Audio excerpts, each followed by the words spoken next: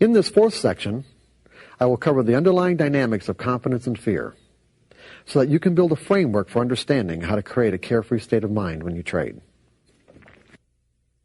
Okay, the next section that we're going to get into is exploring the dynamics of confidence and fear.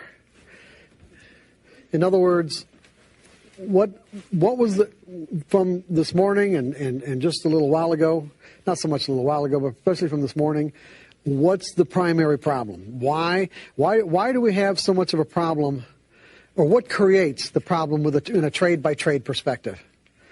In other words, if I'm looking at the market, if my technical indicator gives me a signal to buy right now, okay, if I'm not predefining my risk, if I'm hesitating, if I'm jumping the gun, if I put my trade on and I want to move my stop, what is it that's going on right now? What's compelling me to make these kinds of errors? Fear. And what's behind the fear? The possible negative mistakes that we've made in the past. Okay, but that's good. Yeah, because you don't want to get tapped into being wrong, losing, missing out, all that pain. But remember, I said what was a universal characteristic of all humanity in terms of how we feel about our expectations being fulfilled? Satisfaction. Well, yeah, but no, when they are. But what I'm saying is that it's because I'm expecting this trade to work. Okay, I want you guys got to get this. Okay, the reason why I'm having a problem is because I'm expecting this trade to work. This trade. It's not because I'm thinking that I've got a series of trades. Remember the pattern with flipping the coin? The pattern is that if I've got an edge, I'll give you another example. Let's say that I've got a coin that's weighted heavier on the tail side, so that it's going to come up on a percentage basis 65% of the time heads. And I get someone to take the other side of a bet where I get to call the flip every time. What am I going to do? Am I going to try to determine when tails is going to... 35% of the times tails is going to come up. I'm going to call heads every time. That's a pattern, okay? The way it relates here is that I've got a technical methodology that gives me winning trades, let's say 65% of the time. I don't know which of the next 20 trades or 25 trades that come up, I don't know which ones are going to be the winners and which ones are going to be the losers. If I'm going to trade my methodology appropriately, it really obligates me to take every single trade.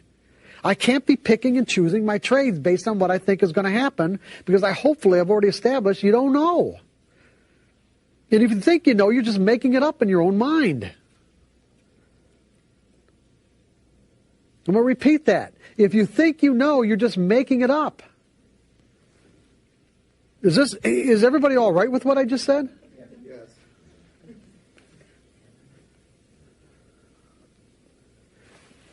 And so it obligates me to take every single trade that comes up, because I don't know which ones are going to be the winners and which ones are going to be the losers. It means that if I'm having problems, it's because I have a certain expectation about this trade, or about this trade, or about this one.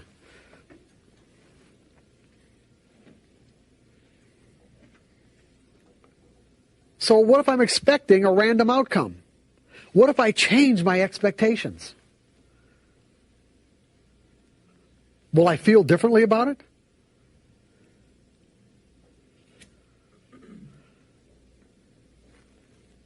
If I change my expectations, will I feel differently about it? Definitely. Is there anybody in this room? Does anybody who trades? I don't think I've ever met anybody who trades who hasn't at least gambled at some point in their lives. Right? What do you expect when you put money into a slot machine and push the button? Good. Well, one of those answers was goodbye. I like that. What else? Loud. If anybody's going to say anything. What are you expecting? Really? On this one? Seriously. What do you expect? You know what you're expecting? You're expecting something to happen, right? You're expecting the wheels to turn. You're expecting something to show up. Now think about what I'm just saying. Because you know what? What I just said is exactly what I expect when I put on a trade. I'm expecting something to happen. I don't know what. But over a series of trades, if I do everything right, I'll make money. Because I'm managing my expectations on each one of these trades. I'm managing my expectations so that I do not have the potential to define and interpret these up and down ticks, the information the market gives me, in some sort of threatening or painful way. Because what I'm going to tell you, what we're going to get into now, is the effects of that. When you put money... What's that? How realistic, then, is that 65% on your methodology? What do you mean, how realistic? It could be 70 or 80 or 50. Go ahead. No, take the microphone. How realistic is a 65% win ratio on your methodology? I'm not understanding the question. How realistic is it? Well, if you can't go by any individual specific trade, but you say over 20 trades, you can say you expect to win 65% of the time. Correct. They're based on past performance. Okay, but then again, looking at over any individual 20 or 50 sample, how realistic is maybe that 65% saying that that's a real number? I'll find out. I don't know. I don't know. How will I know? How could I know? I'll find out. That's why you trade in sample sizes that are limited.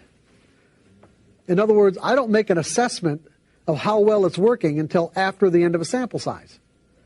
If at the end of a sample size, I get a high enough percentage of winning trades where I'm satisfied, then I'll take another sample size. If I don't, then I'll find ways to tweak my indicators to improve my results. So for you to say, how realistic is it? I have no idea of knowing what's going to happen in the future. And when you get right down to it, it is possible. Would it not be possible for me to start a sample size that trade won and end up where every single one of them was a loser? Am I going to know that in advance? And see, and that's where paper trading is so critical, is that by paper trading, you will get a realistic assessment as to how well your edge works. And people have no problem paper trading. They'll paper trade to find out if their methodology works and to gain confidence in it. It's the other part that they won't participate in, meaning that they won't take a similar exercise to see how well their own psychology matches up to what they need to do to be consistently successful. In other words, to set up an exercise. Paper trading is an exercise, is it not? It's an exercise in developing skills, in understanding your methodology, is it not? So wouldn't it be just as reasonable to set up an exercise to learn how to execute properly so you manage your expectations? What do you consider a proper sample size? 20, 25 trades. I don't think it has to be more than that. I really don't. If it's not working within 25 trades, then there's something you're going to have to change. Okay, so it's all about our expectations. When I put money into a slot machine, I'm expecting something to happen. If it comes up a loser, do I get all worked up about this? Does this tap me into my accumulated emotional pain of every time I've been wrong and lost in my life? I mean, look at there are people who trade and because of their expectations, make every error in the book and can't make consistent money. And the reason why is because of because of their expectations. And yet, if they put money into a slot machine, where essentially the only difference between technical trading and a slot machine is the fact that with a slot machine, you have to put your money in first and then wait for a pattern to emerge. With technical trading, you have to wait for a pattern to emerge and then technically put your money on the line. The problem is because the way our minds think, we think that because the pattern emerged, that somehow or another it's giving us an edge on that particular individual trade. And there's just no way of knowing that. But over a series of trades, it does. So it's like technical analysis gives the individual the availability of being the casino. Technical analysis lets you own the slot machine because you've got the odds in your favor. The casino makes the slot machine available to us because they've got the odds in their favor.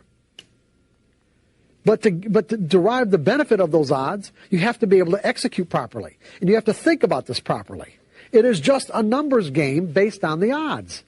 That means that you can't put an extraordinary, let's say an extraordinary amount of significance on each individual trade.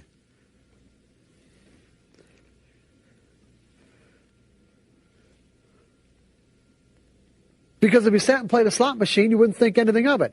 If you played a dollar slot machine and you sat down with the idea that, you know what, I got $100 in my pocket, and you didn't win, you might have, let's say 10 times in a row you didn't win, you're still going to push the button. Because eventually you think, eventually I'm going to hit. Eventually I'm going to hit, so it's all right. You see, it's all right. Same thing here. This trade didn't work. Well, eventually I'll get a winner. This trade didn't work. Eventually I'll get a winner. This trade didn't work. Well, eventually I'll get a winner. Well, I don't know about this next one now. And that's almost always the winner. Now, if it turns out that your methodology has diminished in its, let's say, in its capacity to produce a winning percentage, because the underlying nature of the market is changing in relationship to this fixed formula, then, that's why you trade in smaller sample sizes, or a sample size where you don't lose an inordinate amount of money to find out it's not working. But you do this right, and you're the casino. Regardless of all the dynamic traders, regardless of all this other stuff I'm talking about, it doesn't matter. None of that stuff's important. As long as you understand how the underlying dynamics relates to the formula, so that you don't put an extraordinary amount of significance on a formula that's just giving you a pattern in collective behavior, not individual behavior. And it's individuals who move the market. So those individuals, there can always be an individual or group of individuals who come into the market that do something that completely negates the outcome of your pattern. And that's all right, because there's no way to know that in advance. It's all right. When you look at it that way, then you won't get all worked up. Then it's just a random outcome, just like a slot machine. It's just a random outcome.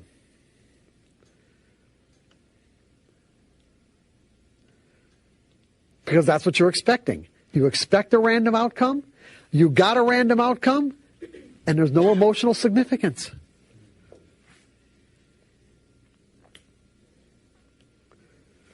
Because here's what happens when you don't look at it this way.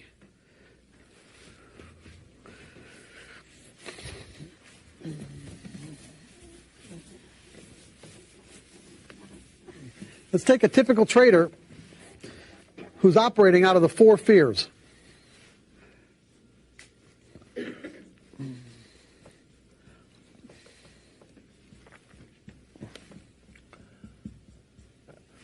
Okay, we got support, we got resistance, we got a nice trading range. The market's coming down to support. Okay? Now, the typical trader operating out of those 4 fears, the fear of being wrong, the fear of losing money, missing out, depending on the intensity of these fears in a given moment, he might have a hard time putting that trade on. Right? He's got a viable pattern. All that happened here is that when the market, you had an imbalance in conviction. Remember, all price movements are a result of an imbalance in conviction. The markets came down to this point right here. There wasn't one person in the world, not one, I'm going to say this, not one person in the world, in the whole world, that would take out the bids to offer this market one tick lower than this price right here. Not one. Okay? And then all of a sudden there's an imbalance in conviction where there are more buy orders and sell orders that drives the price up to here. And the same thing happens, drive the price down to here. Same thing happens here, here. Now it's coming back down. Now, from my perspective, I'm looking at it like this. How much room do I have to give the market to tell me that the people who bought here and the people who bought here are going to come back into the market and do it again. Because right now there's an imbalance in conviction on the sell side. That means that enough orders, buy orders, have to come into the market to absorb all the offers, to absorb all those offers, with enough left over to create upside movement. Do I have any way of knowing whether or not they're going to come in? No, I don't. But the odds are in my favor. At least I hope they are.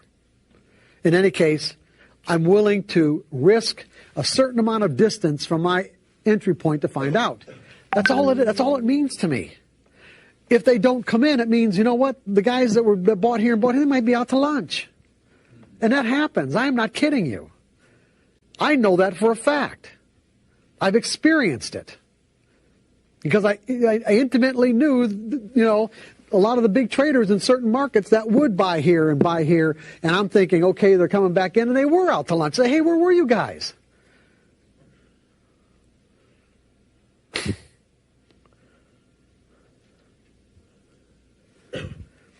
But to the typical trader that doesn't think this way, what's going to happen?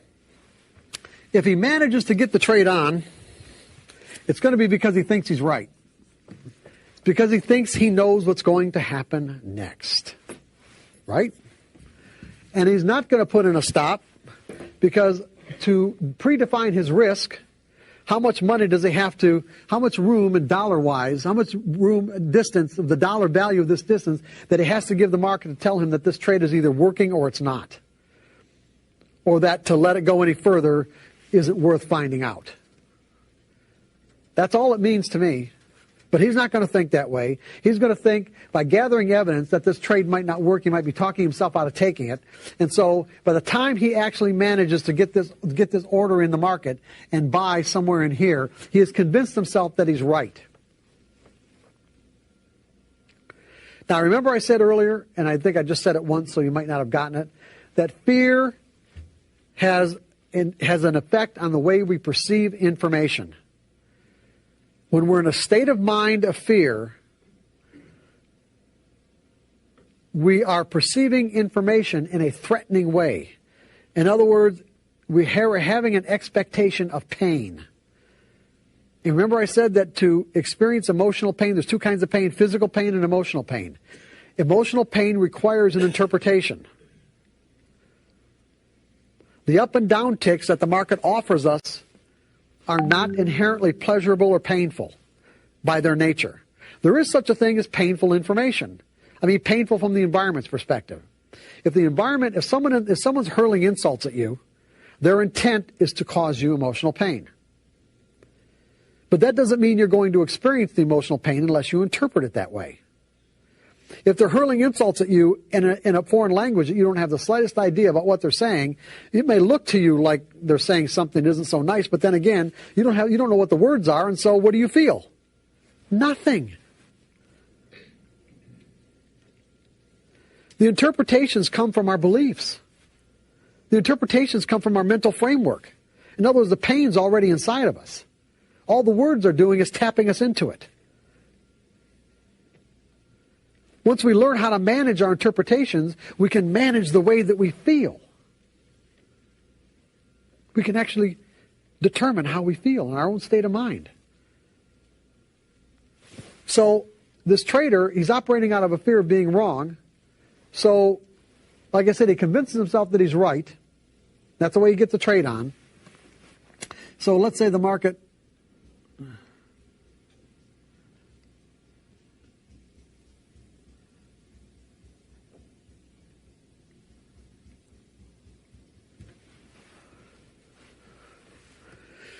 Now, I said that fear causes us to focus on the object of our fear, so that we end up creating the very experience we're trying to avoid.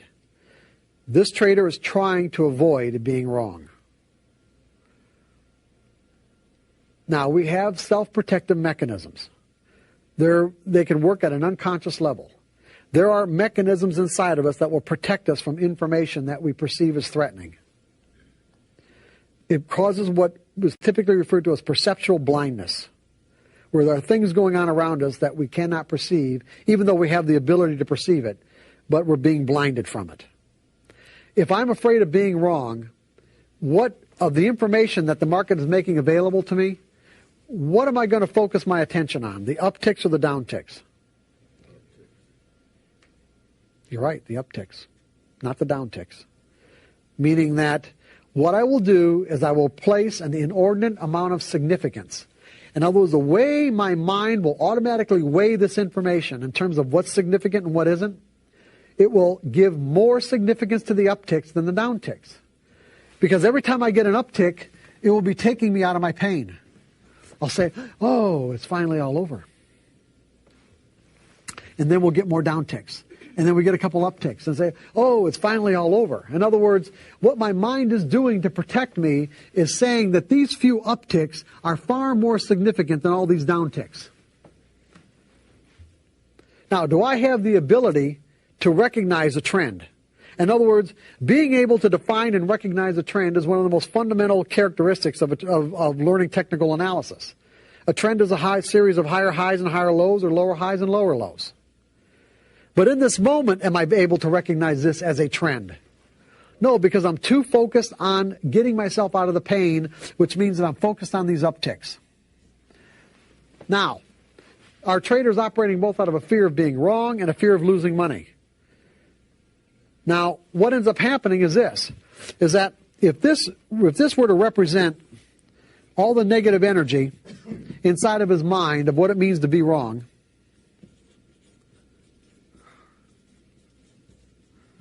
there's also negative energy inside of his mind about what it means to lose. And as the market moves further and further against his position, his belief about losing will start to gain more and more significance and start to rise to the forefront of his consciousness and make itself known, make its presence known, until finally he gets to a point where he cannot stand losing one more dollar. And that one more dollar, in essence, is when the pain of losing one more dollar is 1 degree greater than the pain of admitting that he's wrong. In other words, when this pain is greater than that pain by 1 degree, he'll get out of the trade. That's when he'll admit that it's a losing trade and get out. You guys with me on this?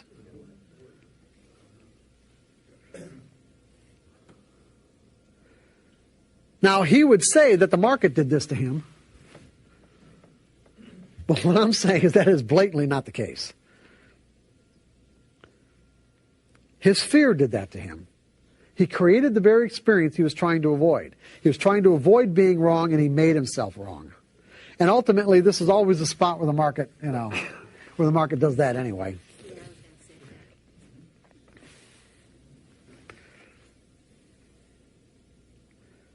You guys with me on this?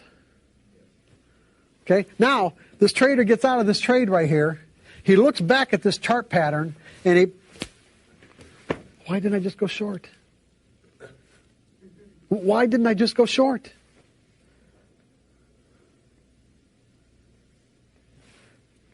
The ability to recognize this as a downtrend, or let's say he was blinded from his ability to recognize this as a downtrend. The distinction existed inside of his mind.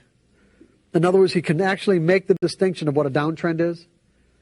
But in that moment, while he was in that trade, he was blinded to his own distinctions.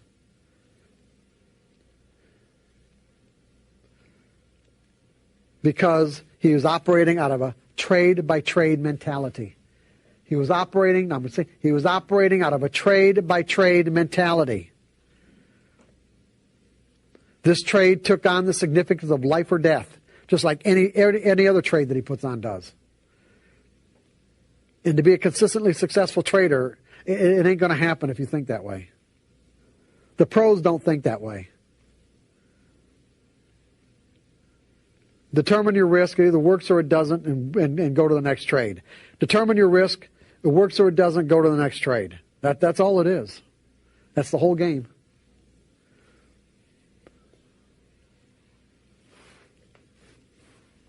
Now, let's say that this doesn't happen, but this happens. Let's say instead of it going against him, that the market does this. Now what ticks do you think he's going to be focused on, the up or the down ticks? The market's doing exactly what he wants, by the way.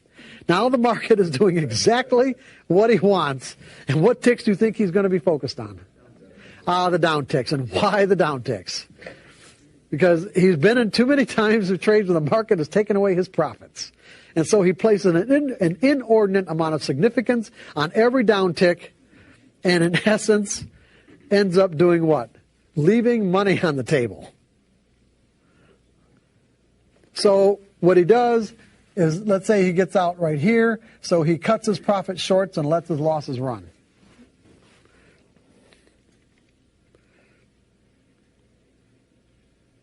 In Chicago vernacular, this is called shitting like an elephant and eating like a bird.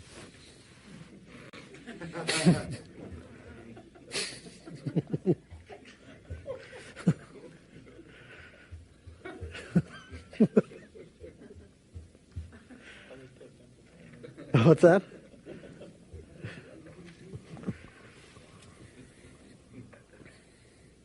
Now, if this trader had a belief in a random outcome, that he didn't have to know what was going to happen next to make money, would he have these problems? What would he be expecting if he had a belief in a random outcome? That there was just a random distribution between wins and losses on any given set of variables that defined his edge. If he believed that, if he believed that it only took one trader somewhere in the world to negate the positive outcome of his edge, if he believed that no matter what reason he thinks he has for putting on that trade, that the reason why it works or it doesn't work will almost never correlate to the actual reason that he conjured up. If he believed all these things, how would he be handling this? Come on, how would he be handling it? Tell me. Well, he would have a plan, or in my words, I like to use the word strategy. Okay. When he got into the trade, he's going to say that, okay, when it reaches this level right here, I'm going to get out. If it goes down to this level down here, I'm going to get out. Now, he may have ended up leaving some money on the table, but at least he's going to be in that percentage that he had already predetermined that's going to create him to be a winning percentage of trades. Would he have be saddled with the same emotional problems that he had if he was operating out of a fear of being wrong or losing money? No, because he didn't have any emotion in the trade. It's saying, hey, it's following my predetermined plan that I have in place. Right. And it either works or it doesn't, right? That's right. Because I trade from a series of trades perspective. I don't know what each individual trade is going to do.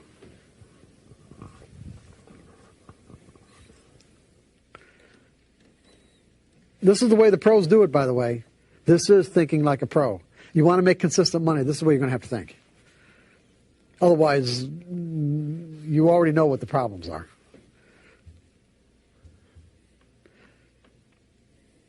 Trading will take on a quality of being exasperating, because you can see the potential, and it seems like you're always just like that close from getting it, and you never get there.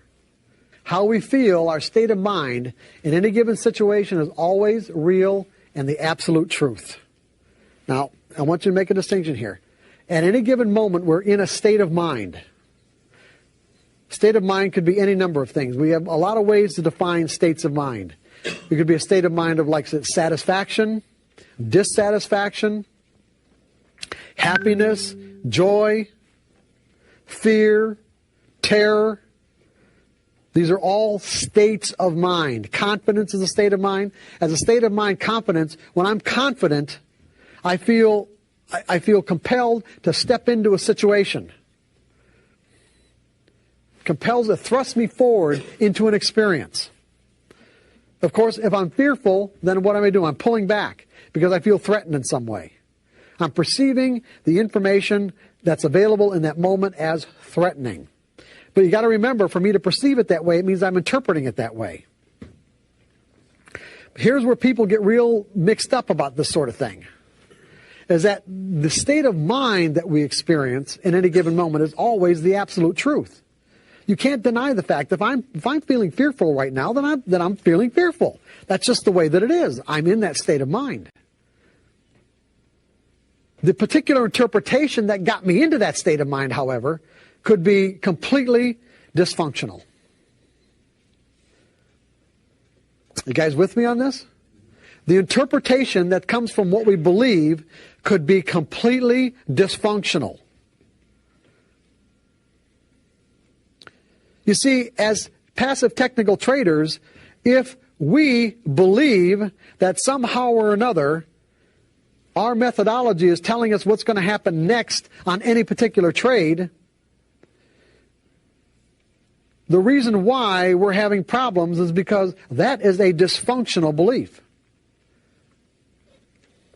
It was never true.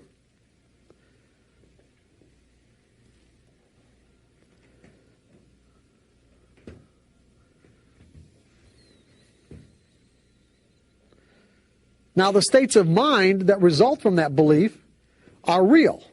So, for an example, if I put on a trade and it turns out to be a winner, I think that I'm right. And as a result, I feel great. If I put on a trade and I think that I lose, well, then I feel like crap because I was wrong. The reality is neither one was really true, because when you win, you weren't right, and when you're wrong, you weren't wrong. Because whatever reason you had to put on the trade in the first place, again, had almost no correlation to what actually happened with the market. In other words, why the market did what it did. You just happened to put on a trade at that time that worked. And all technical patterns do, technical indicators, price patterns, is get you into a situation where there's a likelihood that when you get into that trade, it'll work. That's all they were ever represented to be. You understand what I'm saying? That's all they were ever represented to be. I'm not saying they don't get, screwed up somehow in terms of the way people represent them, but that's all that basically they ever were. It's not on a trade-by-trade basis. Now we're going to get into the last part of it. We're heading down to the home stretch, guys. Heading down to the home stretch. Are we all right up to this point? As far as anybody have any questions about fear and confidence and the relationships that we're talking about? That what we're talking about is the fact that we've got to, if we want to think like a pro so that we can experience the kind of results that the pros get, which are consistent, it means that we have to change our perspective from trade by trade to series of trades. Does anybody have any questions about that and why that's essential? So if you know that, why do we have to go to a series of trades perspective? Why?